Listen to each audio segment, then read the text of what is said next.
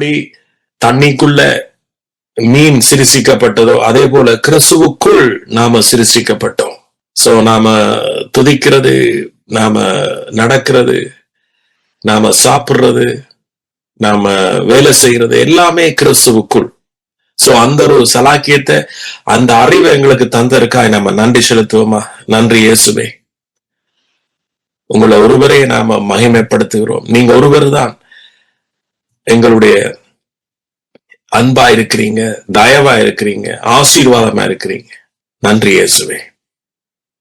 எனக்கு மட்டுமில்ல, எங்களுடைய குடும்பத்துக்கு, எத்தனை சொல்லுங்க, எங்களுடைய குடும்பத்துக்கு நன்றி இயேசுவே. ஆபிரகாம் அவனுடைய சந்ததி ஆசீர்வதிக்கப்பட்ட, ஆபிரகாம் அவனுடைய சந்ததி ஆசீர்வதிக்கப்பட்ட. சோ நீங்க பாத்தீங்கன்னா ஆபிரகாம் இறந்த பிறகு ஈசாக்குக்கு அவர் திருவுளம் பெற்றேக சொன்னார், உன்னுடைய அப்பாவுக்கு செய்த உடன்படிக்கையை நான் உண்மையில நினைவு கூறுவேன் என்று சொல்லி. சோ ஈசாக்கு அங்கே காரணமே இல்லை, இவன் ஆபிரகாமும் காரணமே இல்லை, எல்லாமே இயேசு மூலமாக நாம் என்ன செய்யப்படுறோம்? ஆசீர்வதிக்கப்படுறோம். சோ இந்த பார்வையில, இந்த உணர்வோடு அவருக்கு நீங்க நன்றி செலுத்துங்க. தகப்பனே நன்றி. நாங்க நன்றி செலுத்துறதால எங்களை ஆசீர்வதிக்கல, நீங்க ஆசீர்வதிச்சபடியால, உங்களுடைய குமாரன் மூலமாய் என்னை ஆசீர்வதிச்சபடியா, என்னோடாக எங்களுடைய குடும்பம் சந்ததிகளை ஆசீர்வதிச்சபடியா உங்களுக்கு நாங்க நன்றி செலுத்துகிறோம். பரிசுத்த ஆவியானவர் உங்களுக்கு நன்றி. இந்த சத்தியங்களை நீங்க எங்களுக்கு கொண்டு வந்து சேர்த்ததற்காக நன்றி செலுத்துகிறோம். நன்றி. எல்லா துதியும், எல்லா கனமும், எல்லா மகிமையும் உங்கள் ஒருவருக்கே. ஆமேன். நன்றி இயேசுவே. எத்தனை பேர் நீங்க அப்படியே அந்த ஃப்ளோவிலே, நீங்க எத்தனை பேர் உண்மையாக ஆபிரகாம் என்னத்தை விசுவாசித்தான், என்னத்தை நம்பினார்? அல்லது நாம கடவுளை நம்புறா எப்படி நம்புறஸ், அல்லது எப்படி அவரை விசுவாசிக்கிறது என்று நீங்க சிலவோட யோசிக்கலாம். அல்லது இன்றைக்கு அநேகருக்கு எங்களுக்கு சந்தேகம் இருக்கு, கடவுள் உண்மையா என்னை ஆசீர்வதிச்சாரா? ஆபிரகாமை போல என்ன ஆசீர்வதிச்சாரா? அல்லது மற்றவனை போல என்ன ஆசீர்வதிச்சாரா என்கின்ற சந்தேகம்தான் உங்களோட வாழ்க்கையில பிரச்சனையோடைய ஆசீர்வாதத்துல எந்த ஒரு பிரச்சனையும் இல்லை, சந்தேகம்தான் பிரச்சனையா இருக்கு. இப்ப பாத்தீங்கன்னா ஆபிரகாம் எப்படி கடவுளை விசுவாசித்தான், எந்த வழியில விசுவாசிச்சான், அது அவனுக்கு நீதியா எண்ணப்பட்டதுண்டு. அதை நீங்க ஒரு முறை நீங்க வடிவா கவனிச்சீங்கன்னு சொன்னா, ஆபிரகாமுக்கு கடவுளை கண்டதில்லை, அல்லது ஆபிரகாம் ஒரு கோயிலுக்கு போனதில்லை, அல்லது ஆபிரகாம் ஒரு சேர்ச்சுக்கு போனதில்லை. சோ அப்ப என்ன வழியில அவனுக்கு நம்பிக்கை என்ற ஒரு பேர் வந்தது? அவன் என்னை விசுவாசித்தான், அதை நான் நீதியாக எண்ணினேன் என்று சொல்லி எந்த விஷயத்தை வச்சு கடவுள் அவனுக்கு ஒரு முத்திரையை போட்டார்? இவன் உங்களை குறிச்சு நீங்களும் கூட என்ன வழியில உண்மையாவே அவன் என்ன நம்பிட்டான், விசுவாசிக்கிறான் என்றதனுடைய அடையாளம் என்னன்னு சொன்னா ஒன்றே ஒன்றுதான். ஆபிரகாமுக்கு சுவிசேஷத்தை பிரசங்கிச்சார். ஆபிரகாமுக்கு ஆண்டவர் சொன்னார், நான் உன்னை ஆசீர்வதிப்பேன், நீ ஆசீர்வாதமாய் இருப்பாய் என்கின்ற நற்செய்தி. அந்த நற்செய்திய ஆபிரகாம் நம்பினான், அதுதான் அவனுக்கு நீதியா எண்ணப்பட்டது. கடவுள் நற்செய்தி வடிவில தான் வாரார். சோ இது எல்லாருக்கும் தெரிஞ்ச விஷயம். ஆதியாகமம் 12 பாத்தீங்கன்னா அவர் சொல்ற ஆபிரகாமுக்கு, ஆதியாகமம் 12 நாம வாசிப்போம் பாருங்க. இதை விட வேற வழியில கடவுள் ஆபிரகாமுக்கு வெளிப்படையில ஒரே ஒரு வழி வெளிப்பட்டார், அது சுவிசேஷத்தினூடாக, வார்த்தை ஊடாக, அதுவும் ஆசீர்வாதத்தோட தான் வெளிப்பட்டார்.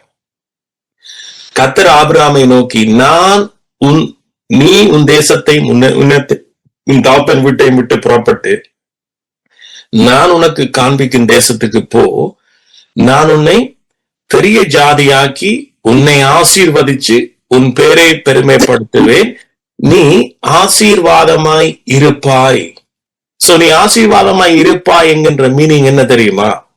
நாம மற்றவர்களுக்கு என்னவா இருப்போம்? ஆசீர்வாதமா இருப்போம். சோ அப்ப மற்றவர்களுக்கு நாம் ஆசீர்வாதமா இருப்போம் என்று சொன்னா முதலாவது நாம் என்ன செய்யணும்? அவரால் ஆசீர்வதிக்கப்பட்டிருக்கிறோம். சோ அப்ப அவரால் ஆசீர்வதிக்கப்பட்டிருக்கிறோமா இல்லையா? ஆசீர்வதிக்கப்பட்டிருக்கிறோம். ஆனா நீங்க இன்னும் சந்தேகத்தோடு இருக்கிறீங்க. ஆமே. சோ அந்த சந்தேகம் இனி இருக்கக்கூடாது. இந்த ஆசீர்வாதம் ஆபிரகாமுக்கு அவனுடைய கிரியையினால வந்ததல்ல. ஆபிரகாம் கடவுளை தேடி பிடிக்கல, அவர் தான் ஆபிரகாமை கண்டார், தெரிஞ்சு கொண்டார். சோ அதே போல நானோ நீங்களோ அவரை தேடல, அவர் நம்மை தேடிக்கொண்டார். இயேசு கொடுத்த ஒரு உண்மையை சொன்னார். ஒரு காசை துளைச்சவன் அதை தேடும் மட்டும், அவன் தேடி கண்டுபிடிக்கும் மட்டும் அவன் அதற்காக முயற்சி செய்ய மாட்டானோ? சோ அதே போல துளைச்ச நம்ம அவர் தேடி என்ன செய்தார்? கண்டுபிடிச்சார். இப்ப என்னத்தை செய்கிறாருண்டா, அவருடைய நற்செய்தியை நமக்கு அறிவிக்கிறார். சோ அந்த நற்செய்தியை நாம நம்புற பொழுது, விசுவாசிக்கிற பொழுது, அந்த நம்பிக்கை நமக்கு நீதியாக எண்ணப்படுது. இதுதான் நீங்க அவர் மேல வைக்கிற நம்பிக்கை. சோ அப்ப நாம் ஆசீர்வாதமாய் இருப்போம், ஆசீர்வாதமாய் இருப்பாய் என்றால் அது ஒன்கோயிங், அதாவது நம்முடைய வாழ்க்கையில இப்ப நடந்து கொண்டிருக்கிற காரியம். நாம் ஆசீர்வாதமாய் இருப்போம். சோ ஆசீர்வாதம் என்ற உடனே ஸ்ட்ரெயிட்டாவே நாம பணத்துக்கு போகக்கூடாது. ஸ்ட்ரெயிட்டாவே பணத்துக்கு போகக்கூடாது. ஆசீர்வாதம் என்றது கடவுளுடைய ஆசீர்வாதம் என்றது முதலாவது, அந்த ஆசீர்வாதம் நாம் மற்றவர்களுக்கு ஹெல்ப் ஆயிருப்போம் என்று சொன்னா, எந்த விஷயத்திலையும் மற்றவனுக்கு நீங்க சத்தியத்தை எடுத்து சொல்லக்கூடிய ஒரு மகளாக நீங்க இருப்பீங்க. ஆசீர்வாதம் அது ஃபர்ஸ்ட். சோ இந்த விஷயத்திலே நீங்க ஒரு மற்றவனுக்கு ஒரு ஆசீர்வாதமா இருப்பீங்க. இவரோட நாம பேசணும், அல்லது இவர்கிட்ட கேட்டா இதுக்கு ஒரு பதில் கிடைக்கும், அல்லது இவர்கிட்ட கேட்டா இதுக்கு ஒரு உதவி செய்வார். ரைட்? அப்ப நாம ஆசீர்வாதமாய் இருக்கத்தக்கதாக தான் இயேசு நம்ம என்ன செய்திருக்கிறாரா? இப்ப ஆசீர்வாதிச்சிருக்கிறார். சோ அப்ப எல்லா விதத்திலையும், சகல துறைகளிலும் நாம் என்ன செய்வோமாம்? ஆசீர்வாதமாய் இருப்போம். இதுதான் எங்களுடைய ஆசீர்வாதம். ஆமென். சோ எங்களிடத்துல இருந்து ரெவலேஷன். இப்ப நீங்க உண்மையா ஆசீர்வதிக்கப்பட்டா உங்களுக்குள்ள இருந்து என்ன செய்யும்? அவருடைய கிருபையின் சுவிசேஷத்தினுடைய வெளிப்பாடு வரும். சோ அந்த வெளிப்பாடு வர்றது உங்களோட ஒரு அடையாளம், நீங்க ஆசீர்வதிக்கப்பட்ட அடையாளம். சோ அந்த ஆசீர்வாதத்தோடு சேர்ந்ததுதான் மற்ற எல்லாமே. மற்ற ஆசீர்வாதங்களுக்காக நாம கஷ்டப்பட வேண்டிய அவசியம் இல்லை. மற்ற ஆசீர்வாதங்களுக்கு கஷ்டப்பட வேண்டிய அவசியம் இல்லை. நீங்க பாத்தீங்கன்னு சொன்னா ஆபிரகாமுக்கு உண்டான அவன் ஆசீர்வாதத்துல விருத்தி அடைந்தான்னு தான் இருக்கு. ஆபிரகாம் அவன் அழைக்கிறதுக்கு முதலேயே ஆசீர்வாதமாய், அதாவது சொத்து பத்துக்கள் இருந்ததென்று ஹிஸ்டரி சொல்லுது. சோ அந்த ஆசீர்வாதம் உள்ள மனுஷனையே அவர் அழைச்சு ஆசீர்வதிக்கிறாருண்டா, இதுல இருந்து நமக்கு என்ன விளங்கணும்? உலகத்தால வருகிற ஆசீர்வாதம் அது ஒன்றோ ரெண்டோ இருக்கலாம். நீங்க பாத்தீங்கன்னா அதிக சொத்து, அதிக பணம் இருக்கும், ஆனா அவருக்கு வாழ்க்கை இருக்காது. சில பேருக்கு வாழ்க்கை இருக்கும், ஆனா பணம் இருக்காது. சில பேருக்கு எல்லாம் இருக்கும், ஆனா சரீரத்துல ஆரோக்கியம் இருக்காது. சோ அப்ப ஆபிரகாமுக்கு இந்த ஆசீர்வாதம் அப்படிப்பட்ட ஒரு ஆசீர்வாதம். ஆனா அவனைத்தான் ஆண்டவர் அழைச்சு சொல்றார், நான் உன்னை ஆசீர்வதிப்பேன், நீ ஆசீர்வாதமாய் இருப்பாய். சோ இன்றைக்கு கடவுளுடைய கோலிங், அவருடைய அழைப்பு, அவருடைய பார்வை, அவருடைய சித்தம், அவருடைய நோக்கம், அவருடைய விருப்பம் எல்லாம் என்ன? நாம இந்த ஆசீர்வாதத்தை பெற்றுக்கொள்ளணும். சோ அதனால அவர் ஏற்கனவே அதை செய்து முடிச்சிட்டார். இப்ப இந்த வசனத்தை எடுத்து வாசிப்போம். 2 தீமோத்தேயு 1:9 இருந்து வாசிக்கிறோம். ரைட்? 2 தீமோத்தேயு 1 அதிகாரம் 7 வசனத்திலிருந்து வாசிக்கிறது. தேவன் நமக்கு பயமுள்ள ஆவியை கொடாமல், என்ன ஆவியை கொடுக்கல? பயத்தின் ஆவியை கொடுக்கல. பலமும் அன்பும் தெளிந்த புத்தியுமுள்ள ஆவியை கொடுத்திருக்கிறார். சோ இது எல்லாருக்கும் கொடுத்திருக்கிறார். என்னவாம்? பலம், அன்பு, தெளிந்த புத்தி. ஆகையால் நம்முடைய கர்த்தரை பற்றிய சாட்சியை குறித்தாவது, அவரை குறித்த சாட்சியை குறித்தாவது, அதாவது கர்த்தரை பற்றிய சாட்சி என்ன? இயேசு மெய்யாகவே நம்முடைய பாவங்களுக்காக, நம்முடைய அக்கிரமங்களுக்காக அவர் மெய்யாகவே அடிக்கப்பட்டார். நம்முடைய நோய்களுக்காக அவர் மெய்யாகவே தளம்புகளை ஏற்படுத்தி கொண்டார். அவரை குறித்த சாட்சிய அவர் நிமித்தம் கட்டப்பட்டிருக்கிற என்னை குறித்தாவது நீ வெட்கப்படாமல் தேவ வல்லமைக்கு ஏற்றபடி, என்னவாம்? தேவ வல்லமைக்கு ஏற்றபடி. ரோமர்ல 1ஆம் அதிகாரத்தில் என்ன சொல்றார்? சுவிசேஷம் தான் ரட்சிப்பினுடைய தேவ பலன். சோ தேவ வல்லமை எங்க இருந்து வருது? இந்த சுவிசேஷத்தை, நற்செய்தி. ஆபிரகாமுக்கு தேவனுடைய வல்லமை எப்படி கிரியை செய்தது? அவர் சொன்ன நற்செய்தியை அவன் ஏற்றுக்கொண்டு நம்பினபடியால். சோ அதே போலதான் இங்க சொல்றார், நீ வெட்கப்படாமல் தேவ வல்லமைக்கு ஏற்றபடி சுவிசேஷத்திற்காக. என்னத்துக்காக? சுவிசேஷத்திற்காக, இந்த நற்செய்திக்காக நீ என்ன செய்? தீங்கு அனுபவி. ஆமென். இப்ப அவன் நற்செய்திக்காக சொல்றார் தீங்கு அனுபவி என்றா, நற்செய்தியை மற்றவர்களுக்கு சொல்றதா? ஏண்டா இதுதான் தேவ வல்லமை. இதை கேட்கிறதாலதான் மக்கள் விடுதலையாக போறார்கள். இதை கேட்கிறதாலதான் அநேக கட்டுக்கள் இருந்து விடுதலையாக்க போறார்கள். சோ என்று தீமோத்தேயுக்கு பவுல் எழுதின கடிதம். சரியா? அப்ப அடுத்த வசனத்துல சொல்றேன், அது என்ன சுவிசேஷம் பாருங்க. அடுத்த வசனம், அவர் நம்முடைய கிரியைகளின்படி நம்மை ரட்சிக்காமல். சோ அவர் சொல்லி போட்டு சொல்றார், இதை மட்டும் நீ மறந்துடாத. எத? அவர் நம்முடைய கிரியைகளின்படி நம்மை ரட்சிக்காமல் தம்முடைய தீர்மானத்தின்படியும் ஆதிகாலம் முதல் கிறிஸ்து இயேசுவுக்குள் நமக்கு அருளப்பட்ட கிருபையின் படியும். சோ நம்ம ரட்சிச்சார் எப்படி தெரியுமா? கிறிஸ்து இயேசுவுக்குள் எங்களுக்கு ஏற்கனவே அருளப்பட்டிருக்கு இந்த கிருபை. பாருங்க, ஒரு பிள்ளை பிறக்க முதல் நாம் என்ன செய்யறோம்? எல்லாமே ரெடியா இருக்கு. சிந்திச்சு பாருங்க, நானும் நீங்களும் இந்த உலகத்துல பிறக்கிறதுக்கு முதலேயே, பைபிள் சொல்றது உலகம் அஸ்திவாரம் போடப்பட முதலேயே அவர் நம்முடைய இருப்பிடம் இதுதான், என்ற பிள்ளை இதுக்குதான் இருக்கணும், எப்படி ஒரு மீன் தண்ணிக்குதான் வாழணும் என்கின்றதை அவர் முதலே சிருஷிச்சாரோ. கடவுள் மீனை வெளியில உண்டாக்கிட்டு கொண்டு வந்து தண்ணிக்க விடையில அவர் சமுத்திரத்தை முதலாவது சிருஷிச்சார். சமுத்திரத்துக்குள்ள மீன் உண்டாக்கடவதென்றார், மீன் உண்டாச்சு. அதே போல கிறிஸ்துவுக்குள் தான் நாம் புதுசாக சிருஷிக்கப்பட்டோம். சோ அப்ப இங்க எவ்வளவு தூரம் நாம சிந்திக்கணும் பாருங்க. உலகத்துல நாம இருக்கிற செய்திகளை பாருங்க. உலகத்தில் இருக்கிற செய்திகளை நாங்க எவ்வளவு ஆர்வமா கேட்கிறோம். உலகத்தில் இருக்கிற அது எந்த செய்தியா இருக்கலாம், உலகத்துல இருந்து வர்ற எந்த செய்தியா இருக்கலாம், நாம் எவ்வளவு ஆர்வமா கேட்கிறோம். ஆனா அந்த செய்தி அடுத்த கிழமை இல்லாம போயிடும். சோ இன்றைக்கு கேட்கிறோம், அடுத்த கிழமை அந்த செய்தி இல்லாம போயிடும், வேற புது செய்தி வருது.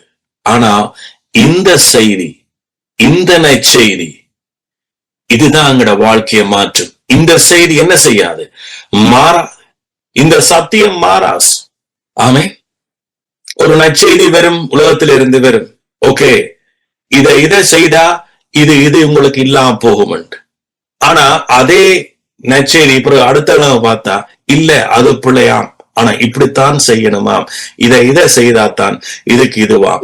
இப்படியே உலகத்துல வர்ற செய்தி நாளுக்கு நாள் மாறிக்கொண்டே இருக்கு.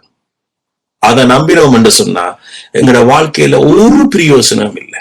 நீங்க ஒரு டைம் பாசிங்க்கு நீங்க பார்த்துட்டு போகலாம், அது எல்லாமே இல்லைன்னு நான் சொல்லல. ஆனா இயேசு கிறிஸ்துவினுடைய நற்செய்தி, அதான் சொல்றார், நீ இந்த சுவிசேஷத்துக்காக தீமோத்தேயே நீ தீங்கு அனுபவி, பரவாயில்லை. உன்னை ஆசீர்வதித்த கடவுளுக்காக நீ தீங்கு அனுபவி, உன்னை ஆசீர்வதிக்கிறதுக்காக தீங்கு அனுபவி என்று அவர் சொல்ல. இந்த சுவிசேஷத்தின் நிமித்தம், அதை பிரசங்கிக்கிறது நிமித்தம் பெறுகிற தீங்கத்தான் இங்க பேசுறார். பாருங்க, அவர் நம்முடைய கிரியைகளின்படி நம்ம ரட்சிக்காமல் தம்முடைய தீர்மானம், அவருடைய தீர்மானம் உங்களுக்கு தெரியும். ஆதி காலம் முதல் இயேசு கிறிஸ்து மூலமாய், இயேசு கிறிஸ்துவுக்குள் நாம ஆசீர்வதிக்கிறது. இது மனிதனுடைய கிரியினால் அல்ல, இது அவருடைய தீர்மானம். கிருபையினால் விசுவாசத்தை கொண்டு நீங்க ரட்சிக்கப்பட்டீர்கள். இது உங்களால் உண்டானதல்ல, இது அவருடைய ஈவு. சோ அவருடைய ஈவு. சோ ஆபிரகாம் தேவனுடைய ஈவினால் அழைக்கப்பட்டார், அவருடைய ஈவினால் ஆசீர்வதிக்கப்பட்டார். அந்த ஈவை, அந்த அழைப்பை ஆபிரகாம் ஏற்றுக்கொண்டு நம்பினான். ஒரு சந்தேகப்படையில. இன்றைக்கு நம்முடைய வாழ்க்கையில சந்தேகம் வர்றதுக்கு காரணம் நாம நம்முடைய கிரியையினால நடக்கிறபடினால. சோ உலகம் பொல்லாங்கனுக்கு இருக்கு. அந்த பொல்லாங்கன் எங்களுக்கு என்ன சொல்றான்? எங்களை அடிமைப்படுத்துறான். சோ அந்த அடிமை என்ன? அடிமையின் ஆவி என்று பைபிள்ல சொல்லப்படுது, ரோமர் 8 சொல்லப்படுது. நீங்கள் அடிமைத்தனத்தின் ஆவிக்கு உட்படாமல் கிறிஸ்து இயேசுவுக்குள். அடிமைத்தனத்தின் ஆவி, எங்களை அடிமைத்தனத்தின் ஆவிதான் இன்னும் உலகத்தில் எங்களை இழுக்குது. அந்த ஆவி என்ன சொல்லுது? அந்த அடிமைத்தன ஆவி என்ன சொல்லுது? அல்லது பிசாசுடைய ஆவி என்ன சொல்லுது? நீ இத இப்படி செய்தால் கர்த்தர் உன்னை ஆசீர்வதிப்பார். இது அடிமைத்தனத்தின் ஆவி. சோ இன்னும் நான் உங்களுக்கு இன்னும் ஈஸியா வழங்கப்படுத்தணும் என்று சொன்னா, ஏதேன் தோட்டத்துல நீங்க பாத்தீங்கன்னா அவர் சகல ஆசீர்வாதங்களினாலும் ஆதாமை மேவாளையும் ஆசீர்வதிச்சிருக்க, அவர் சொன்ன ஒரே ஒரு காரியம், ஒன்றே காரியம், நீங்க சகல கனிகளையும் புசிக்கலாம், ஆனாலும் நன்மை தீமை அறியத்தக்க இந்த விருட்சத்திலிருந்து நீங்க புசிக்க வேண்டாம், இதை புசிக்கும் நாளில் நீங்க சாகவே சாவீர்கள். சோ இதைத்தான் அவர் ஆபிரகாமுக்கும் ஈசாக்குக்கும் சொன்னார். ஆபிரகாம் மரிச்சு ஈசாக்குறதுல அவருடைய உடன்படிக்கை வருது. அவருடைய ஆசீர்வாதம் அப்படியே ஆபிரகாமில் இருந்து தன்னுடைய மகனாகிய ஈசாக்குக்கு கடந்து வருது. பாருங்க, ஆபிரகாம் விசுவாசிச்சான் என்னத்தை? அவருடைய நீதியை அல்லது அவருடைய சுவிசேஷத்தை அல்லது அவருடைய கிருபையை ஆபிரகாம் விசுவாசிச்சான். ஆபிரகாம் மரிச்சிட்டான். பாருங்க, நாங்க எங்களோட பிள்ளைகளுக்காக நாங்க ஜெபிக்கல. பாருங்க, அவர் எங்கள் மேல இந்த உடன்படிக்கையை வைக்க, ஆபிரகாம் மேல அந்த உடன்படிக்கையை வைக்க, பாருங்க, ஆபிரகாம் கிருபையால் ஆசீர்வதிக்கப்பட்டான். அதை அவன் ஏற்றுக்கொண்டபடியால பாருங்க, எங்க பூஸ் பிள்ளைட்ட பூஸ், அந்த பிள்ளைட்ட பூஸ் அப்படியே யோசேப்புட்ட வந்துச்சு. அந்த யோசேப்பு ஊடாக மரியாள் ஊடாக இயேசு பிறந்த. அந்த இயேசுன்ற பிள்ளையில இருந்து இப்ப எனக்கு வெறுஸ், உங்களுக்கு வெறுஸ். இதுதான் பிளஸிங். இந்த பிளஸிங் தான் உங்களோட வாழ்க்கையில உங்களை பலன் உள்ளவர்களாக, ஆரோக்கியம் உள்ளவர்களாக, அவருடைய வெளிப்பாட்டை புரிந்த பிள்ளைகளாக. நீங்க அவருடைய வெளிப்பாட்டை புரியாம எப்படி மற்றவனுக்கு ஹெல்ப் பண்ண முடியும்? சோ அப்ப இதுதான் அவருடைய பிளஸிங். நீங்க அவருடைய பார்ட் ஆஃப் த ஃபேமிலி, நீங்க அவருடைய குடும்பத்தில் ஒன்று சொன்னா ஆஃப்கோர்ஸ் உங்களுக்கு அந்த பிளஸிங் இருக்கும், கட்டாயம் இருக்கும். நான் இன்றைக்கு ஏன் ஒவ்வொரு வீக்கும் நான் ஏன் இதை செய்கிறேன்? நீங்க எங்களோட குடும்பத்தில் உண்டு, அவருடைய கிறிஸ்துவுக்குள் நீங்க ஒரு அங்கமா இருக்கிறீங்க. சோ அப்ப நாங்க என்ன செய்யறோம்? ஏன் அவர் என்னை ஆசீர்வதிச்சார்? ஏன் என்ன சுவிசேஷத்தால கிறிஸ்து என்ன ஆசீர்வதிச்சார்? ஏன் சுவிசேஷத்தை பிரசங்கக்கூடிய ஒரு வாஞ்சி எனக்கு ஆசீர்வதிச்சார்? மற்றவனுக்கு பிளஸிங்கா இருக்க, மற்றவனுக்கு ஆசீர்வாதமா இருக்கு. சோ அப்ப நாம எங்களோட கண்ணோட்டம் எல்லாமே என்ன? முதலாவது பணம் தான் இருந்துச்சு. நோ, பணம் அவருடைய ஆசீர்வாதத்துக்குள்ளே இருக்கு. அவருடைய ஆசீர்வாதத்துக்குள்ளே உங்களோட ஜீவனத்துக்கும் தேவ பக்திக்கும் உரியது இருக்கு. ஆமே, பாருங்க, திரும்ப வாசிக்கிறேன். ஆதி காலம் முதல் 9வது வசனம், கிறிஸ்து இயேசுவுக்குள் நமக்கு அருளப்பட்ட கிருபையின் படி நம்மை ரட்சித்து பரிசுத்த அழைப்பினால் அழைத்தார். பாருங்க, அவர் என்னவாம்? கிருபைக்குள்ள என்ன செய்திருக்கிறாராம்? நம்ம ரட்சிச்சிருக்கிறார். இதுக்கு பேருதான் எங்களுடைய அழைப்பு. சோ இன்னைக்கு அநேகருக்கு தெரியுது நாம் எல்லாம் ரட்சிக்கப்பட்டுட்டோம். இன்னைக்கு அநேகருக்கு தெரியாது எங்களை அவர் அழைச்சும் இருக்கிறார். சோ முன்னே ஒரு காலம் அழைப்பண்டா நாம ஊழியத்துக்கு மட்டும்தான் பயன்படுத்துவோம். ஐயோ, இன்னார அழைச்சிருக்கிறாராம் ஊழியத்துக்கு, அவரை ஊழியத்துக்கு அழைச்சாரு. நோ, சகலரையும் அவர் பரிசுத்த அழைப்பினால் அழைச்சிருக்கிறார். என்னத்துக்கு? அதான் நடுவில் சொல்லுவேனே, மாட்டை ஏரில பூட்டுற மாதிரி எங்களை பூட்ட அவர் அழைச்சார். கிறிஸ்தவ வாழ்க்கைன்றது உங்கள் மேல அவர் பாரத்தை சுமத்தவா. அதானே நான் சொன்னேனே, அடிமைத்தனத்தின் ஆவியில இருந்தா எங்களை விடுதலை ஆக்குறார். அந்த அடிமைத்தனத்தின் ஆவி எங்களை எங்க எப்படி வழிநடத்த தெரியுமா? நீ இப்படி செய், இப்படி நீ ஜோம் பண்ணு, கஷ்டப்பட்டு ஜோம் பண்ணு, தொடர்ந்து ஜோம் பண்ணு, இடைவிடாம ஜோம் பண்ணு என்றா அது அடிமைத்தனத்தின் ஆவி. நீ அவருக்கு பணம் கொடுத்தியா, அவருக்கு தசமாம் கொடுத்தியா அப்படின்னு அவருக்கு தசமாத்தை கொடு, இல்லது நீ காணிக்க கொடுக்கறியா கொடு, பாசல கனப்படுத்துறியா கனப்படுத்து, சேர்ச்சுக்கு ஓடுறியா, சேர்ச்சுக்கு ஊழியம் செய்றியா, கடவுளுக்கு ஊழியம் செய்றியா. இதுதான் அடிமைத்தனத்தின் ஆவி. சோ இந்த அடிமைத்தனத்தின் ஆவி எங்களுக்குள்ள கிரியை செய்யுது. எப்ப? முன்னே. சில வேளை உங்களோட வாழ்க்கையில இப்பவும் இந்த அடிமைத்தனத்தின் ஆவி கிரியை செய்தா, நீங்க ரோமர் 8 எடுத்து வாசிங்க. அவர் சொல்றார், அதுல இருந்து நீங்க என்ன செய்றீங்க? விடுதலையாக்கப்பட்டுட்டீங்க. நீ அடிமைத்தனத்தில் இல்ல இருக்கக்கூடாது. பைபிள் எச்சரிக்குது. இப்ப பாருங்க, இதைத்தான் சொல்ல வந்தேன். அப்ப ஈசாக்குக்கு ஆண்டவர் சொன்ன முதல் வசனம் பாருங்க, ஆதியாகமம் 26. ஆதியாகமம் 26 முதலாம் வசனத்திலிருந்து வாசிக்கிறேன். ஆபிரகாமின் நாட்களில் உண்டான பஞ்சத்தை அல்லாம பின்னும் ஒரு பஞ்சம் தேசத்தில் உண்டாயிற்று. சோ இந்த நம்முடைய தகப்பனுக்கு உலகத்தில் என்ன நடக்குது, he doesn't care. பிளீஸ் நீங்க அண்டர்ஸ்டாண்ட் பண்ணுங்க. கடவுளுடைய பிள்ளைண்டா உங்களுக்கு நிச்சயமாக நம்முடைய தகப்பனுடைய பொருளாதாரம் என்னன்னு உங்களுக்கு விளங்கணும், அவருடைய எக்கனாமிக்ஸ் என்னன்னு உங்களுக்கு விளங்கணும். பாருங்க, இந்த பைபிள் எழுதிக்க ஆவியானவரும் சும்மா ஒரு சொட்டு மிஸ்டேக் விடாதான் எல்லாம் எழுதப்பட்டிருக்கு. பாருங்க, இந்த ஆபிரகாம் என்ற நாட்கள்ல ஒரு பஞ்சம் இருந்துச்சு, அதை விட ஒரு கொடிய பஞ்சம், இன்னும் ஒரு பஞ்சம் தேசத்தில் உண்டாயிற்று. அப்பொழுது ஈசாக்கு பெலிஸ்தருக்கு ராஜாவாகி அபிமெலேக்கு கோரேருக்கு போனான். கர்த்தர் அவனுக்கு தரிசனமாகி நீ எகிப்துக்கு போகாமல் நான் உனக்கு சொல்லும் தேசத்தில் குடியிரு. பைபிள்ல எகிப்துன்றது அடிமை, ஸ்பிரிட் ஆஃப் ஸ்லேவரி. அதான் யார கேட்டாலும் சொல்லுவார். எந்த பாஸ்டரை நீங்க கேளுங்க, they know. அது உண்மை. எகிப்து பைபிள்ல திரும்ப அடிமைத்தனத்துக்கு போறஸ்.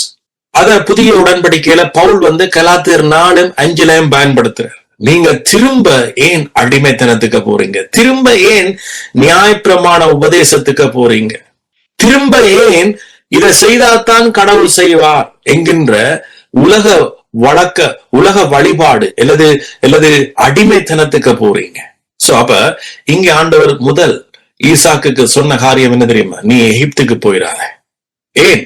அடுத்த வசனம், நீ இந்த தேசத்தில் வாசம் பண்ணு, நீ கிறிஸ்துவுக்குள்ளே இரு, கிருபைக்குள்ளே இரு, நான் உன்னோட கூட இருந்து உன்னை ஆசீர்வதிப்பேன், நான் உனக்கும் உன் சந்ததிக்கும் இந்த தேசங்கள் யாவையும் தந்து உன் தகப்பனாகிய ஆபிரகாமுக்கு நான் இட்ட ஆணையை நிறைவேற்றுவேன்.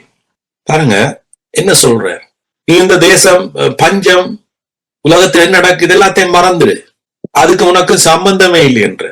அப்ப நமக்கு சம்பந்தம் என்ன?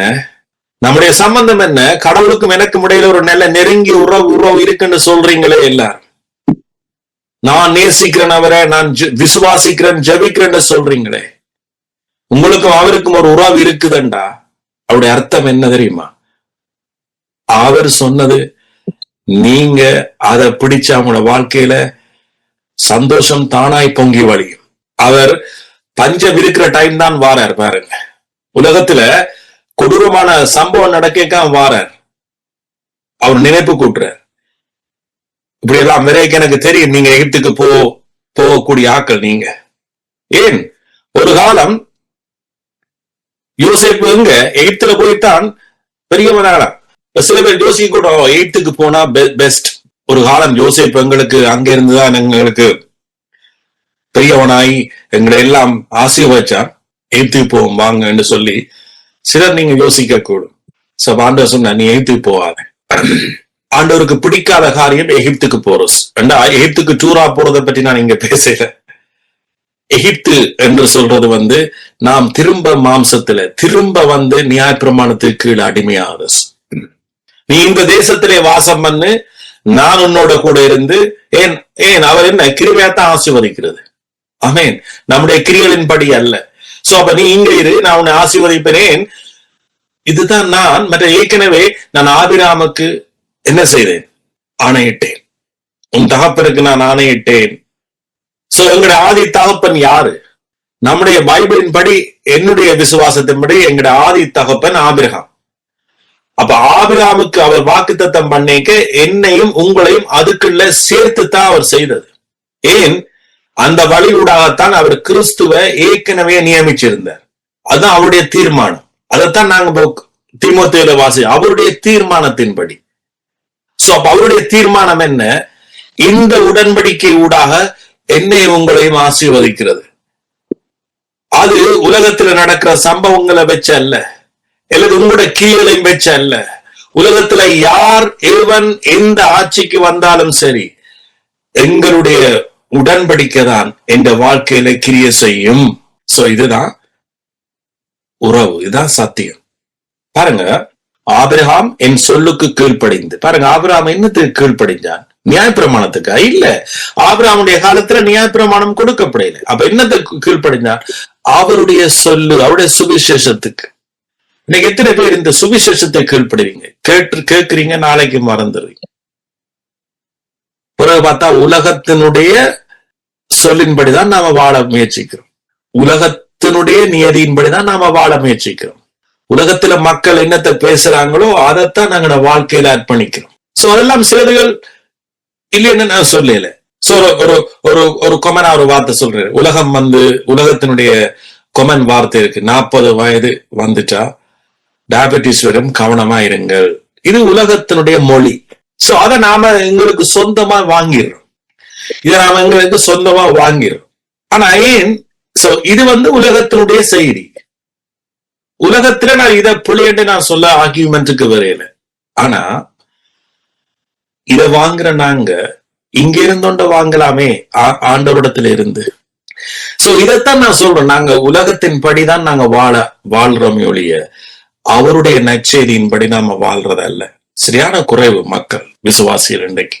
ஆனா அவர் சொல்றாரு இங்க, நான் உன் சந்ததியை நான் ஆசீர்வதிப்பேன், நீ ஆசீர்வாதமா இருப்பா என்று சொல்ற. சொல்லுங்க, நான் ஆசீர்வாதமா இருப்பேனா?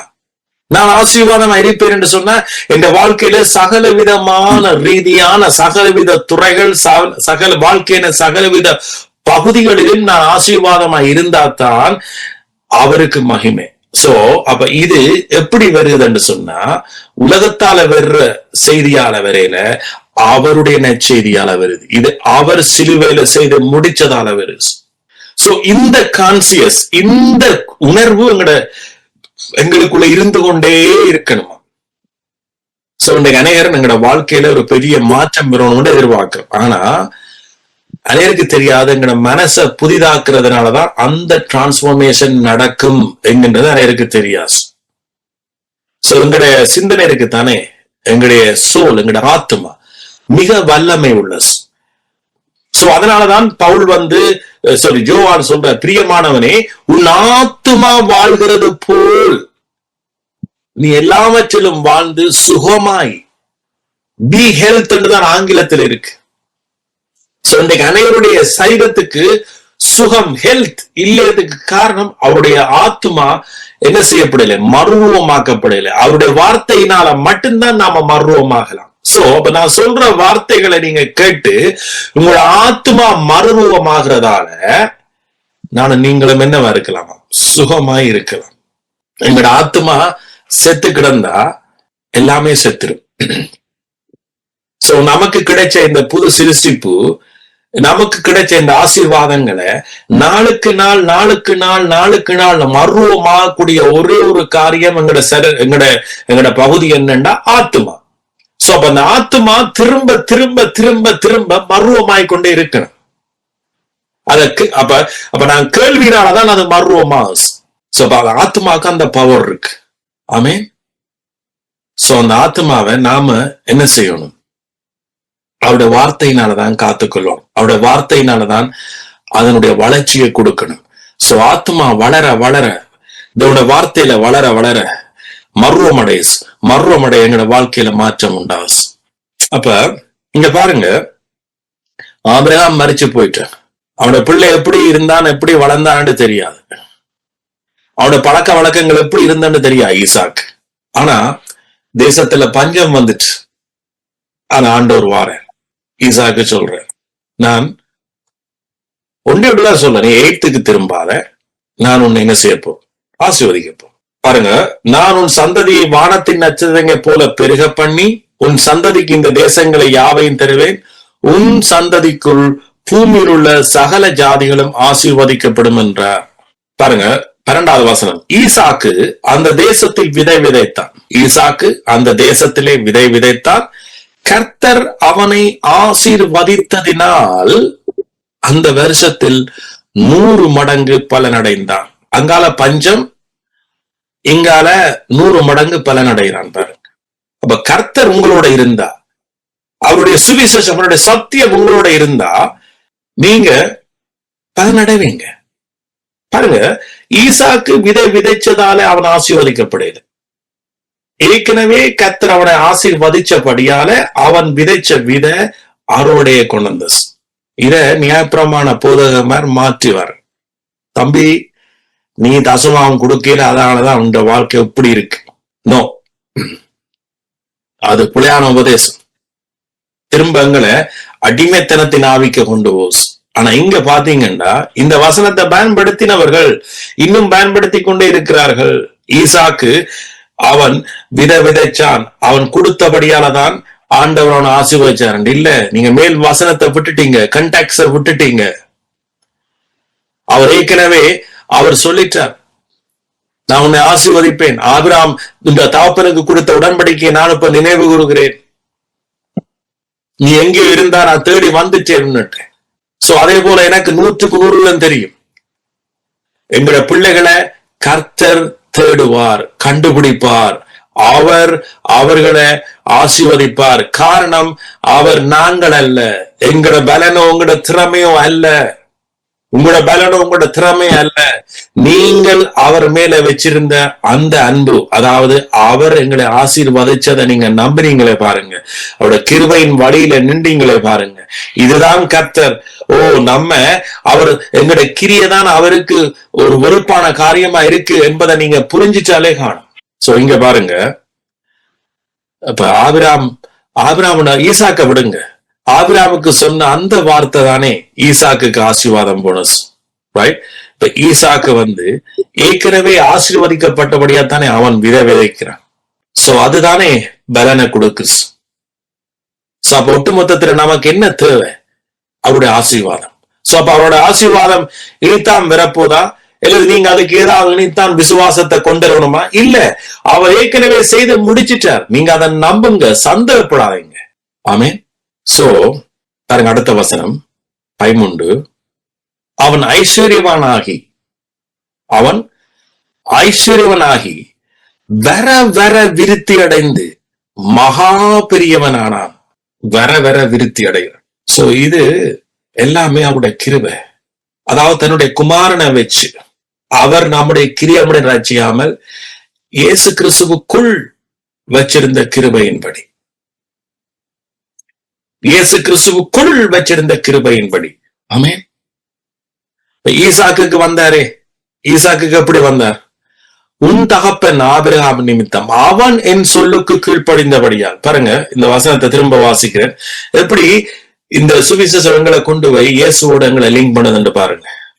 அநேக நீங்க யோசிக்கிறீங்க, நான் உண்மையா ஆசீர்வதிக்கப்பட்டுட்டேனா, உண்மையா நானும் எனக்கும் இந்த வார்த்தை பொருந்ததா, அல்லது உண்மையா அவர் சகல விதமான ஆசீர்வாதங்கள் கொண்டு வந்துட்டாரா என்று நீங்க சந்தேகப்பட்டா இந்த வார்த்தையோட அந்த சந்தேகம் உங்களை விட்டு என்ன செய்யப்படும்? நீங்க கடவஸ். ஆமே, இந்த வார்த்தையை வாசிக்கிறோம். 4வது, ஆபிரகாம் என் சொல்லுக்கு கீழ்ப்படிந்து என் விதிகளையும் என் கற்பனைகளையும் என் நியமங்களையும் என் பிரமாணங்களையும் கை கொண்டபடியினால் நான் உன் சந்ததியை வானத்தின் நட்சத்திரங்களை போல பெருக பண்ணி. அப்ப ஈசாக்குக்கு விரைக்கில்ல, அவர் என்ன சொல்றார்? ஆபிரகாம் உன் சொல்லுக்கு கீழ்ப்படிந்து உன் விதிகளையும் உன் கற்பனைகளையும் என் விதிகளையும் என் நியமங்களையும் என் பிரமாணங்களையும் கை கொண்டபடியா. அப்ப நீங்க சிலவளை யோசிக்க கூடும், ஓ என் சார்பில் யாரா அவருடைய கீழ்ப்படிந்தது. என் சார்ல யாரா அவருடைய விதிகளை எல்லாம் செய்தது? என் கற்பனைகளை, அவருடைய கற்பனைகளை யார் கை கொண்டது? என் நியமங்களை யார் கை கொண்டது என்று சொன்னா ஒன்றே ஒன்றுதான், நீங்க புரஜாதி. நீங்க அப்பா ஆபிரகாமின் அல்லது இஸ்ரவேல ஜூதரோ அல்ல, நீங்க புரஜாதி. ஆனா இப்ப இயேசுவின் கீழ்ப்படிவு. எத்தனை சொல்லிங்க, இயேசு என் சார்பில, இயேசுனுடைய கீழ்ப்படிவு, இயேசு என்னுடைய அவருடைய விதிகளை, அவருடைய கற்பனைகளை, அவருடைய நியமங்களை, அவருடைய பிரமாணங்களை கை கொண்டபடியால் இயேசுவின் நிமித்தம், இயேசு கிறிஸ்துவின் நிமித்தம் பூமியில் உள்ள அத்தனை வம்சங்களும் ஆசீர்வதிக்கப்படும். நம்முடைய கீழ்ப்படிவு அல்ல, இயேசுனுடைய கீழ்ப்படிவு. ஆமென். எத்தனை பேர் இதை உங்களோட பர்சனலா எடுக்கிறீங்க? ஆமென். சும்மா வெறும் வாய்ப்பேச்சு அல்ல, எல்லாரும் சும்மா வெளிப்பிரகாரம் அல்ல. சோ உங்களோட ஸ்பிரிட்ல, உங்களோட ஆவியில ஒரு கனெக்ஷன் எப்பவும் இருந்தோண்டே இருக்கு. சோ அது எப்பவும் உங்களுக்குள்ள ஒரு கனெக்ஷன், எப்படி ஒரு தாய்க்கும் பிள்ளைக்கும் இடையில அந்த தொப்புள் கொடி கனெக்ஷன் எப்பவும் இருந்தோண்டே இருக்கும். பாருங்க, என்னதான் இருந்தாலும் ஒரு பிள்ளைக்கு தெரியுதுதான் என்னுடைய அம்மா ஆண்டு. சோ அதே போலதான் நீங்க கிறிஸ்துவுக்குள் நீங்க பிறந்ததா இருந்தா இந்த கனெக்ஷன் இருக்கணும். எஸ், ஐ ஆம் பிளஸ்ட், நான் ஆசீர்வதிக்கப்பட்டவன். காரணம், என்னுடைய இயேசு கிறிஸ்துனுடைய மரணமும் உயிர்த்தெழுதலும். அவர் எங்களுடைய அக்கிரமங்களை எல்லாம் தன்மையில ஏற்றுக்கொண்டு, எங்களுடைய நோய்களை எல்லாம் தன்மையில ஏற்றுக்கொண்டு, என் பிராணனை அவர் அழிவுக்கு விலக்கோணும் என்கின்ற அந்த கரிசனையோடு என் இயேசு மரிச்சார். அதன் நிமித்தம் நானும் நீங்களும் என்ன செய்யப்பட்டோம்? ஆசீர்வதிக்கப்பட்டோம். சோ அதனால கர்த்தர் எப்பொழுதும் 24/7 எவ்ரி செகண்டும் உங்களோட தலைக்கு மேல அவருடைய ஃபேவர், அவருடைய தயவு இருந்தோண்டே இருக்கு. இன்னைக்கு நாங்க சில காரியங்களுக்கு போய்க்க நாங்க மறக்கிறோம். ஒன்று நான் உங்களுக்கு ஆணித்தரமா சொல்றேன், ஒவ்வொரு செகண்டும் அவருடைய தயவு உங்கள் மேல இருக்கு. அத நீங்க நம்புறீங்க இல்ல, அத மறந்துடுறீங்க. மறந்துதான் நீங்க மனுஷனையும் மற்றவர்களையும் நாடுறீங்க. சோ சில பிரச்சனைக்கு நீங்க முடிவு காண முயற்சிக்கிறீங்க. சோ அதனால சில வேளை நீங்க இன்னும் 4 பிரச்சனையை கூட்டுறீங்க. ஒண்ணு சொல்லுங்க, நான் அவருடைய பிள்ளை, ஆசீர்வதிக்கப்பட்டவன்.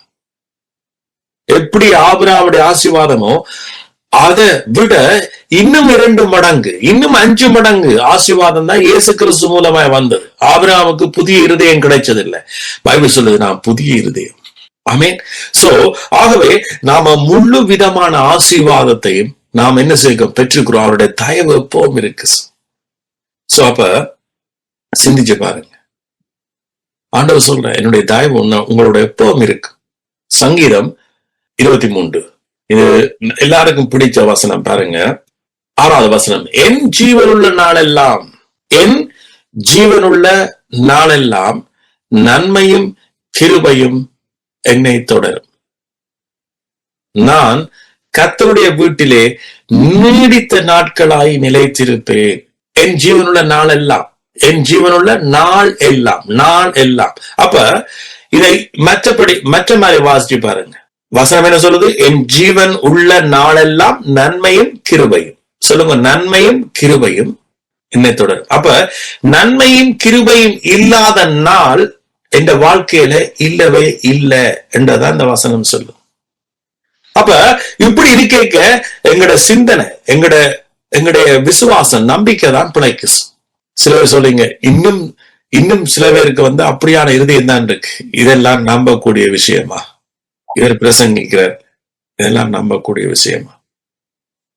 பைபிள் சொல்லுது இது ஒரு பொல்லாத இருதயம். பைபிள் சொல்லுது பொல்லாத இருதயம் உங்களுக்குள்ள இருக்கக்கூடாது.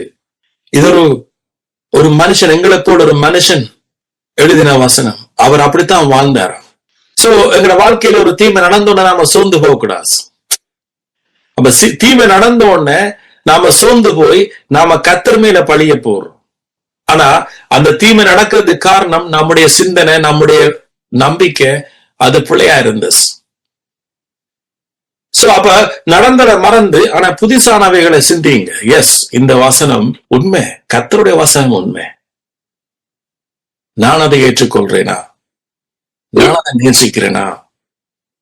சரி, நடந்தது நடக்கட்டும், 4 பேர் குற்றப்படுத்தட்டும், சில பேர் உங்களோட கணவனே அல்லது உங்களோட மனைவியை குற்றப்படுது, இவர் சொல்றார் ஆனா இவற்ற வாழ்க்கையை பார். இட்ஸ் ஓகே, சொல்லட்டும், மற்றவன் உங்களை குற்றப்படுத்தட்டும். சோ இன்றைக்கு ஓகே, நான் சொல்ல சொல்லுவோம், இந்த சரீரத்துல வியாதி இருக்குத்தான், பிரச்சனை இல்லை. யோபுடைய மனைவி யோபு சொன்னா, நீர் தூசிச்சு கத்தரை விடும், விட்டுட்டு போம் பேசாம. எஸ், நான் சொல்லுவேன் அவருடைய கிருபை, அவர் மெய்யாகவே எங்களை நோய்களை குணமாக்கினார், உண்மை உண்மை உண்மை நான் சொல்லுவேன். சொல்ல சொல்ல சிலவோட இந்த சரீரத்துல வியாதி இருக்கும். 4 பேர் சிரிப்பார்கள், 4 பேர் உங்களை பார்த்து சந்தேகப்படுவார்கள். ஆனா வார்த்தை ஒரு நாளும் பொய்யாஸ், அது தன் வேலையை செய்தான் திரும்ப போகும். சோ இன்றைக்கு நீங்க சிரிக்கலாம் இந்த வாழ்க்கையை பார்த்து, ஆனா நான் நாளைக்கு நல்லா இருக்க போறேன். எனக்கு ஒன்று தெரியும், இந்த நம்பிக்கை தான் இந்த வாழ்க்கையை மாற்றும். ஆமே, அப்படியே சிரிச்சவர்கள், அப்படியே ஏளனம் பண்ணினவர்கள், அவருடைய வாழ்க்கை கீழே போய்கொண்டே இருக்கும். சோ இதை நம்புங்க, உண்மையா இதை நம்புங்க. பிசாசுடைய பெரிய தந்திரம் இதுதான். அப்படியே இந்த வசனத்தை வாசிப்போம். 5வது வசனத்தை நான் வாசிக்கிறேன். இல்ல, முதல் 23 சங்கீதத்தை இருக்க வாசிப்பேன் ஃபுல்லா. என்ன இதெல்லாம் முந்தி சண்டே ஸ்கூல்ல படிச்சீங்க. அதான் சொன்னேன், சண்டே ஸ்கூல்ல சும்மா பாடமாக்குறா நம்முடைய வேலை. எனக்கு தெரியும், சங்கீதம் 23 எனக்கு தெரியும், ரெண்டாவது ஒரு பெருமை. ஆனா அதுக்குள்ள இருக்கிற ஜீவன், அது ஒரு கட்டத்துல அது எங்களுக்கு பரிசுத்தாவி நமக்குள்ளாது அதை வேரூன்ற பண்ணுவார். பாருங்க, கர்த்தர் என் மெய்ப்பராய் இருக்கிறார், இருப்பார் இல்ல, இருந்தார் இல்ல, இருக்கிறார். அவன் அவரின் மெய்ப்பராய் இருக்கிறார். உண்மையான ஒரு மெய்ப்பர் என்று சொன்னா, அந்த ஆட்டுக்கு எந்த சூழ்நிலையிலும் அவன் இருப்பான். ஒரு ஆட்டுக்கு ஒரு கால்ல ஒரு சின்ன காயம் வந்தாலும் அந்த மெய்ப்பன் இருக்கிறான். ஒரு ஆடு வழி தப்பி போனாலும் மெய்ப்பன் இருக்கிறான். ஆட்டுக்கு பசி எடுத்தா அதை கொண்டு போய் புல்லிடங்கள்ல மேய்க்கிறதுக்கு மெய்ப்பன் இருக்கிறான். சோ 24/7 அந்த மெய்ப்பன் அந்த ஆட்டுக்காகவே இருக்கிறான்.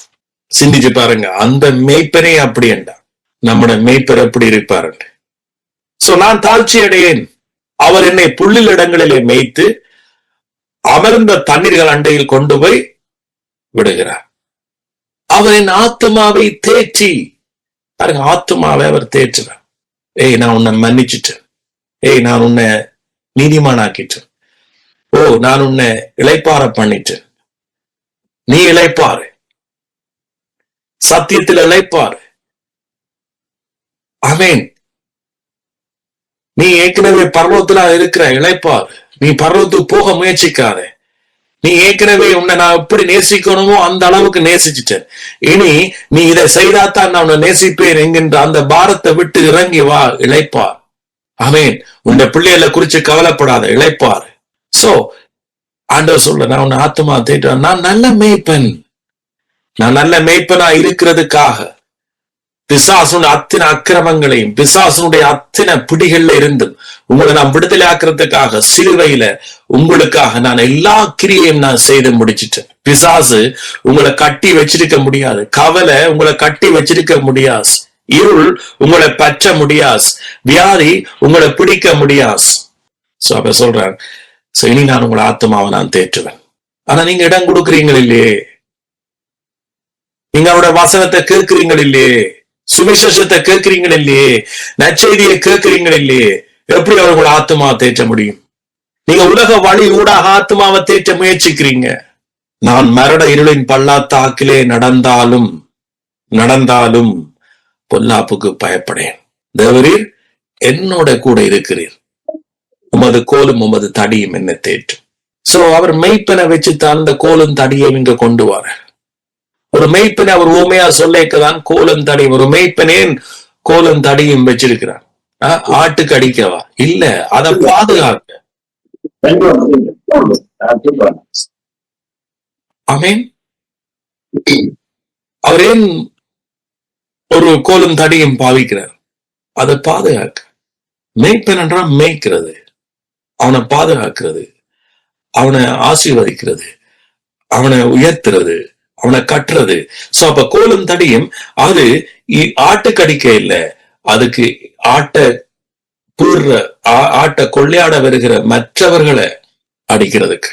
சோ இன்னைக்கு உலகம் அப்படித்தான் அவர் உங்களை அடிப்பார், திருப்பி அணைப்பார் என்ற ஒரு உபதேசத்தை கொடுத்தாச்சு. நோ, அவர் அவர் எங்களை மிகவும் அதிகமாக நேசிக்கிறார். ஆமீன். அவர் நாம அடிக்கிறதல்ல, அல்லது அல்லது அல்லது வியாதிகளினால துன்புறுத்துறதல்ல, அல்லது வியாதிகளை போட்டு உங்களை அவர் கற்பிக்கிறதும் அல்ல.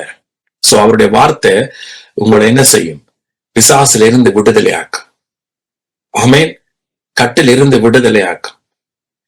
பிசாசு சொல்லும், உன் ஆண்டவர் உன்னை மன்னிக்கல, ஓ நீ செய்த பாவத்துக்குரிய தண்டனை இது. நோ, ஆண்டவர் சொல்ற, இல்ல, என்ற கோலும் தடி உன்னை தேற்றும். நான் உன்னுடைய வியாதிய, உன்னுடைய பாவத்தை, உன்னுடைய அக்கிரமத்தை என் மேல நான் ஏற்றுக்கொண்டுட்டேன். அதுதான் அவருடைய கோலும் தடியும். பிசாசு கட்சிக்கிற சிங்கம் போல வருவான், சத்தியம் இல்லாதவர்களை அவன் பூரையாடுவான். ஆனா நீங்க சத்தியத்தில் உறுதியா இருங்க. கிறிஸ்து உங்கள் மேல வச்ச அன்பில உறுதியா இருங்க. ஆமீன். அது உங்களை என்ன செய்யும்? தேற்றும். உன் ஆத்மாவை தேற்றும். ஆமீன். ஒரு பிசாச கொடுத்தி அவர் விடையில, தெரியுமா? ஒரு பிசாச கொடுத்தி அவர் விடையில. சரி, இதுதானே இருந்துட்டு போட்டும். இன்னைக்கு நாம் என்ன செய்யறோம்? இதுதானே இருந்துட்டு போட்டும், சளிதானே இருந்துட்டு போட்டும், தலையடிதானே இருந்துட்டு போட்டும், இதுதானே இருந்துட்டு போட்டும் என்று பிசாசுக்கு இடம் கொடுக்காங்க. உங்களுடைய சரீரம் அவருடைய ஆலயமாக மீட்கப்பட்டது. அவன் உங்களுடைய சரீரம் அவருடைய ஆலயமாக என்ன செய்யப்பட்டது? மீட்கப்பட்டது. சோ நீங்க அவரால் நேசிக்கப்பட்டீங்க. உன் ஆவி, ஆத்துமா, சரீரம் அவரால் மீட்கப்பட்டது. ஆமீன். சோ நாம இடம் கொடுக்கிறா, இது இருந்துட்டு போடணும். நாம நேசிக்கிறத விட உங்களோட தகப்பன் உங்களை நேசிக்கிறார். பாருங்க, சிலவோட புள்ளிகளே தங்களை நேசிக்காது, ஆனா நாங்க புள்ளிகள் மேல அக்கறையா இருப்போம். சில புள்ளிகளை பாருங்க, எப்படியாச்சும் ஒரு உடுப்பை போட்டுக்கணும் வந்து நிக்கும். நாங்க தான் சொல்லுவோம், டே இது என்னடா இது உடுப்பு, இதை விட நல்லதா போடு என்று சொல்றோமா இல்லையா? சோ அப்படித்தான் நம்முடைய தகப்பன். சோ நாம சிலவோட எங்களோட வாழ்க்கை குறித்து நாமளே அக்கறையா இருக்கா. ஆனா நம்முடைய வாழ்க்கையில மிகவும் அக்கறையாய், மிகவும் என்னதான் அவர் ஆபிரகாமுக்கு ஒரு உடன்படிக்கை சொன்னார். நான் உன்னை ஆசீர்வதிப்பேன், நீ ஆசீர்வாதமாய் இருப்பாய், நீ ஆசீர்வாதமாய் இருப்பாய். இது நிகழ்காலம். ஆசீர்வாதமா இருக்கிறதுன்றது நிகழ்காலம், இப்ப நடந்துருக்கிறது. ஆமென். சோ அப்ப நாம் ஆசீர்வாதமா இருக்கிறதுக்கு தான் இயேசு சிலுவையில சகலதையும் ஜெயம் கொண்டார். சோ அவருடைய ஜெயத்தால, அவருடைய இதால இப்ப எங்களுக்கு வந்திருக்கு. அப்ப பிதா சொல்றார், எஸ், அவர் இப்ப என்ன சொல்றார்? எப்படி ஈசாக்குக்கு வந்தாரோ, உன்னுடைய அப்பா ஆபிரகாம் என்னுடைய விதிகளுக்கும் என்னுடைய பிரமாணங்களுக்கும் என்னுடைய சொல்லுக்கும் கீழ்ப்படிந்தான். அதே போல இன்றைக்கு ஆண்டவர் உங்களை ஒவ்வொரு இடத்திலும் பாரு, என்னுடைய மகன் இயேசு கிறிஸ்து என்னுடைய நியமங்களுக்கும் என்னுடைய விதிகளுக்கும் என்னுடைய சட்டங்களுக்கும் அவன் கீழ்ப்படிந்தபடினால அதன் நிமித்தம் நான் உங்களை ஆசீர்வதிச்சிட்டேன். இதை நீங்க பெற்றுக்கொள்ளணும். ஆமென். இதை நீங்க நம்பணும். இதன்படி நீங்க வாழ. ஆமென். சோ இது எங்களுடைய இருதயங்களுக்கு இல்ல, எங்களோட சிந்தனைகளுக்கு இல்ல, ஆழமா பதியணும். ஆழமா பதிஞ்சாதான் உங்களோட வாழ்க்கையில, உங்களுடைய பிசாசு உங்களோட வாழ்க்கையில சோதிக்கிற பொழுது நீங்க ஜெயிக்க முடியும். ஆமென். அடுத்த வசனம், என் சத்துருக்களுக்கு முன்பாக நீர் எனக்கு ஒரு பந்தியை ஆயத்தப்படுத்தி. சத்துருக்களுக்கு முன்பாக. ஆமென். சத்துரு இல்லைன்னா எங்களுக்கு பந்தியும் இல்லை. பாருங்க, என் தலையை எண்ணெயால் அபிஷேகம் பண்ணி என் பாத்திரம் நிரம்பி வழிகிறது. சோ ஆண்டவற்ற நோக்கம் என்ன தெரியுமா? உங்களோட பாத்திரம் நீங்க என்ன சொல்லணும்? நிரம்பி வழியணும். ஆசீர்வாதத்தால நிரம்பி வழியணும். சோ பைபிள் போன கிழமைக்கு முதற்கிழமை சொன்னனே, எங்களுக்குள்ள இருந்து என்ன செய்யலாம்? ஊற்றெடுக்குது. அதான் நித்திய ஜீவன். சமாரிய ஸ்திரீக்கு சொன்ன, நீ எண்ணத்துல கேட்டா என்றைக்கும் வற்றாத தண்ணீரை நான் தந்திருப்பேனே, என்றைக்கும் வற்றாத தண்ணீர், அது உனக்கு நான் தந்திருப்பேனே, அது உனக்குள்ள இருந்து ஊற்றெடுக்குமே என்று சொல்ற. ஆசீர்வாதம் நமக்குள்ள இருந்து ஊற்றெடுக்கிற ஒரு காரியம். அவருடைய ஆசீர்வாதம் அப்படித்தான் நமக்குள்ள இருந்து ஊற்றெடுக்கிறது. சோ அதனாலதான் ஈசாக்கு வர வர விருத்தி அடைந்தார். இப்ப ஈசாக்கு வர வர விருத்தி அடைந்ததுக்கு காரணம் ஈசாக்கு அல்ல, இது ஆபிரகாமும் அல்ல, அவர்தான் காரணம், அவருடைய கிருபை. சோ அதான் தீமோத்தேயு பவுல் பயங்கரமா கரிசனையோட தீமோத்தேயுக்கு சொல்றான், நீ சுவிசேஷத்துக்காக தீங்கு அனுபவி. அது என்ன சுவிசேஷம்? அவர் 9வது வசனம், அவர் நம்முடைய கிரியலின்படி நம்மை ரட்சிக்காம தம்முடைய தீர்மானத்தின்படி ஆதி காலம் முதல் கிறிஸ்து இயேசுவுக்குள் நமக்கு அருளப்பட்ட கிருபையின்படி நம்ம ரட்சித்து பரிசுத்த அழைப்பினால் அழைச்சார். இதுக்கு பேர் பரிசுத்த அழைப்பு. இந்த அழைப்பை புரிஞ்சோண்ட நீங்க, இது ஒரு பரிசுத்த அழைப்பு. ஆமேன். இதைத்தான் எல்லாரையும் அழைச்சிருக்கிற. இந்த அழைப்புக்கு பேரு தான் பரிசுத்த அழைப்பு.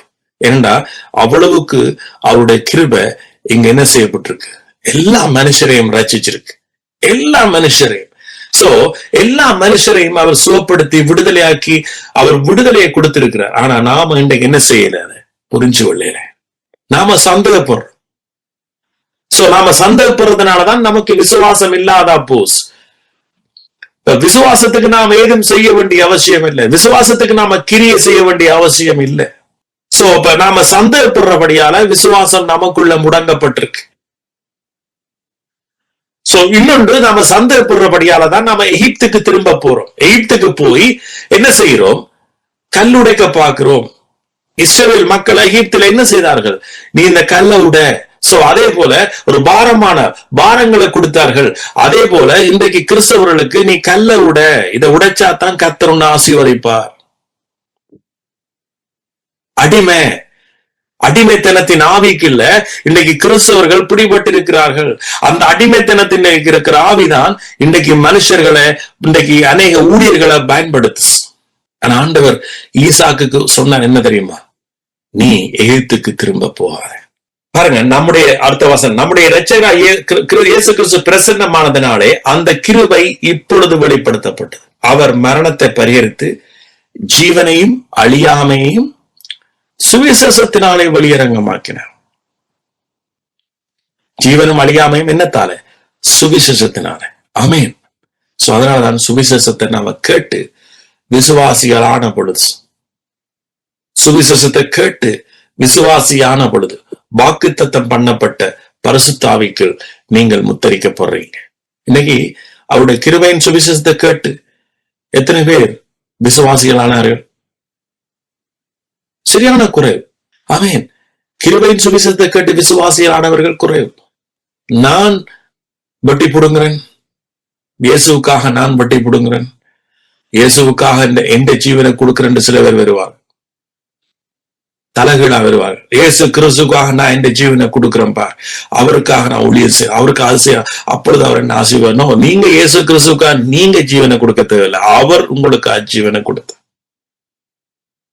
ஆமேன்.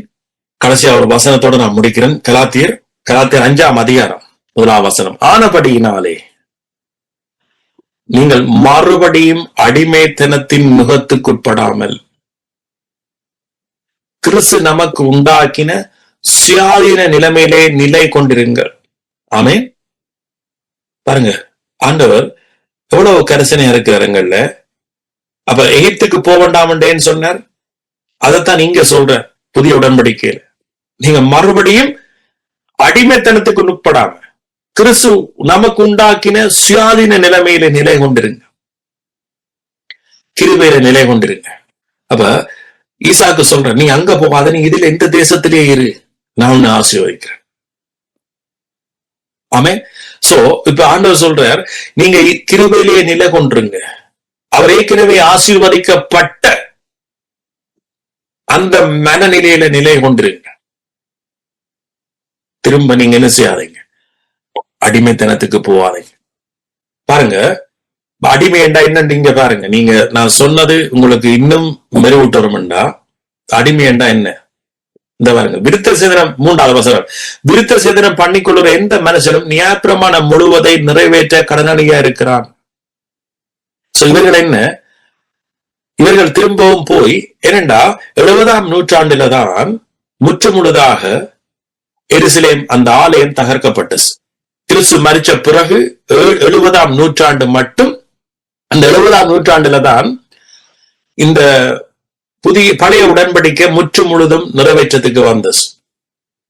இயேசு சிலுவையில அதை செய்து முடிச்சிருந்தும் கூட ஜூதர்கள், இஸ்ரவேல் மக்கள் 70ஆம் நூற்றாண்டு மட்டும் இந்த நற்செய்தியை ஏற்றுக்கொள்ளாம அவர்கள் திரும்ப திரும்ப ஆலயத்துக்கு போய் ஜூதர்கள் பழைய முறைப்படி என்ன செய்தார்கள்? பலியிட்டு கொண்டே இருந்தார்கள். அந்த 70ஆம் நூற்றாண்டுல தான் நீங்க போய் ஹிஸ்டரிய பார்க்கலாம், அல்லது புக்கள் எடுத்து படியுங்க.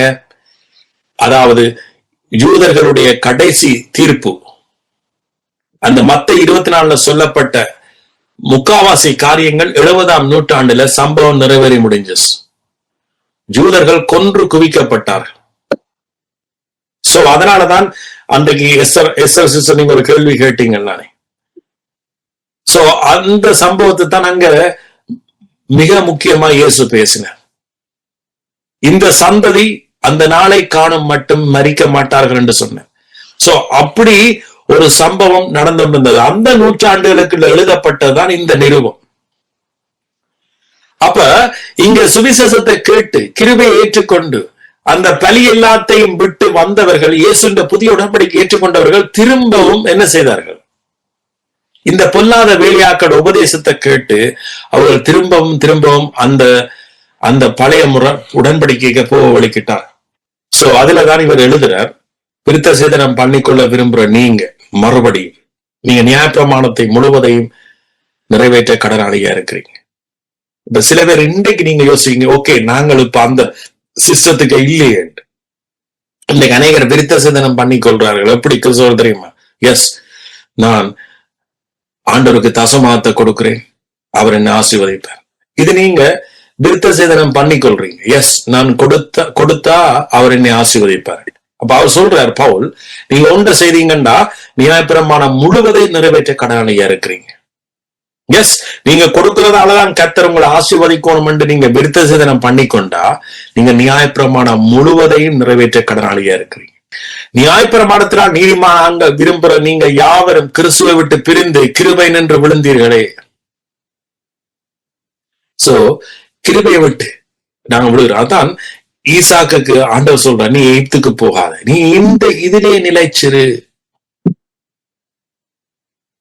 கிருபையில நிலைச்சிரு, அவர் உண்மையில வச்ச உடன்படிக்கையில நிலைச்சிரு. ஆமே, நம்முடைய சிந்தனை கிருபையில நிலைச்சிருக்கட்டும், நம்முடைய சிந்தனை அவருடைய உடன்படிக்கையில நிலைச்சிருக்கட்டும். நம்முடைய சிந்தனை இயேசு கிறிஸ்து ஏற்கனவே என்ன சுகப்படுத்திட்டார். இன்றைக்கு எனக்கு இந்த வியாதி இருக்கு, ஆனால் இயேசு சிலுவையில அதை முடிச்சிட்டார். கிருபையில நிலைச்சிரு, அந்த சத்தியத்தில நிலைச்சிரு. பாருங்க, நாங்களோ நீதி கிடைக்கும் என்று ஆவியை கொண்டு விசுவாசத்தினாலே நம்பிக்கையோடு காத்திருக்கிறோம். எனக்கு நீதி கிடைக்கும், இந்த விஷயத்தில் எனக்கு நீதி கிடைக்கும். ஏன்? நான் உறுதியா நிற்கிறேன், இயேசு சிலுவையில முடிச்சிட்டார். நான் இயேசு கிறிஸ்துவின் நிமித்தம் நான் ஆசீர்வதிக்கப்பட்ட ஒரு மகள். சோ இந்த நீதிக்குத்தான் பவுலிங்க பேசுறார். உங்களுக்கு நீதி கிடைக்கும். ஏன்?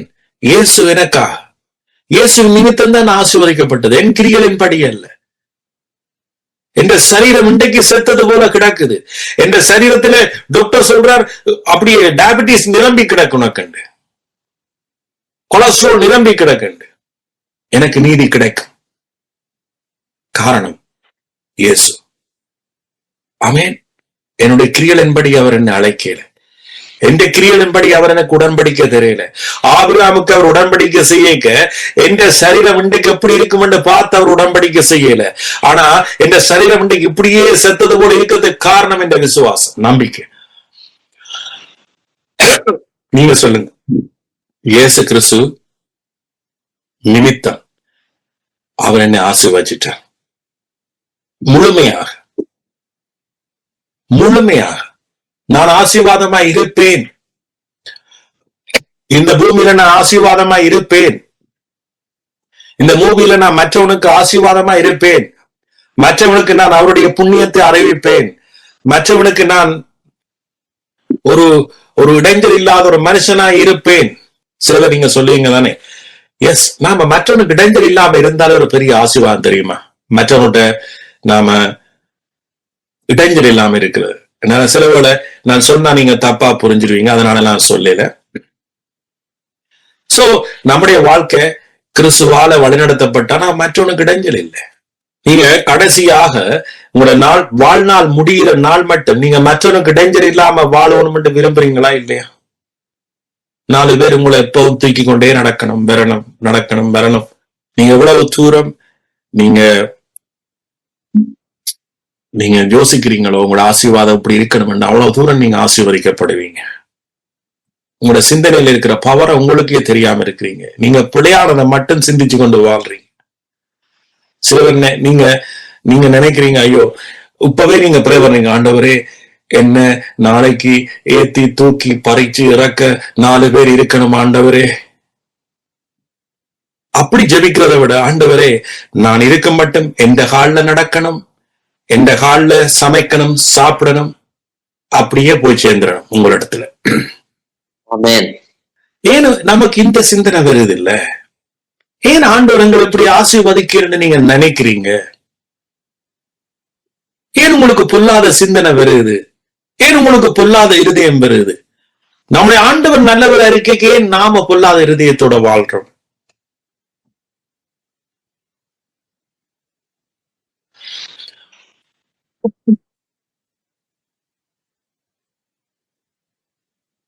ஆமென். ஏன் நாம சிந்திக்க கூடாது? 70 வயதிலே நான் 4 பேரை தூக்கணும் என்று நினைக்க கூடாது. சோ அப்ப நாம எல்லாமே எங்களோட வாழ்க்கை மாறுறதுக்கு காரணமே நம்முடைய சிந்தனை. அவர் பார்க்கிற பிரகாரமாக, அதான் தலையங்கம் போட்டுட்டு, அவர் பார்க்கிற பிரகாரமாக நாங்கள் எங்களை பார்க்கல. நாங்க ஏதோ ட்ராக்ல போய் கொண்டிருக்கிறோம். உலகத்துல எங்களோட நண்பர்கள், எங்களுடைய உறவுகள் சொல்றதை கேட்டு வாழ முயற்சிக்கிறோம். எங்களுக்கு ஒரு உடன்படிக்கை இருக்கு, எங்களுக்கு ஒரு தகப்பன் இருக்கிறார், எங்களுக்கு ஒரு பிளஸிங் இருக்கு, எங்களுக்கு ஒரு ஆசீர்வாதம் இருக்கு. அது உலகத்தோட பாக்கிக்க குப்பையின் தூசியும். எது? உலகம் குப்பையின் தூசியும்.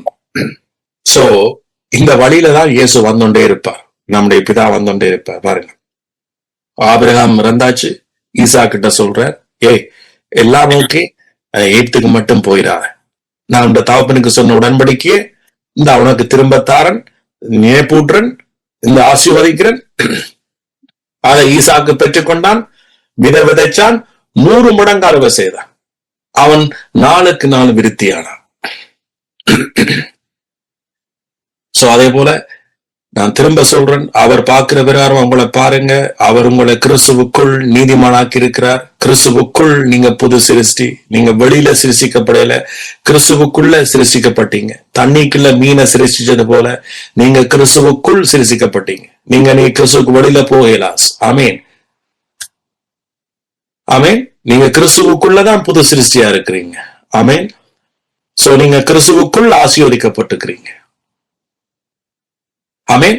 சோ கிறிஸ்துவுக்குள் நீங்க பரிசுத்தவானா இருக்கிறீங்க, கிறிஸ்துவுக்குள் நீங்க நீதிமானா இருக்கிறீங்க, கிறிஸ்துவுக்குள் நீங்க அவருடைய வலது பாரசத்துல உட்கார்ந்து இருக்கிறீங்க, கிறிஸ்துவுக்குள் நீங்க சகல ஆசீர்வாதங்களினாலும் ஆசீர்வதிக்கப்பட்டிருக்கிறீங்க.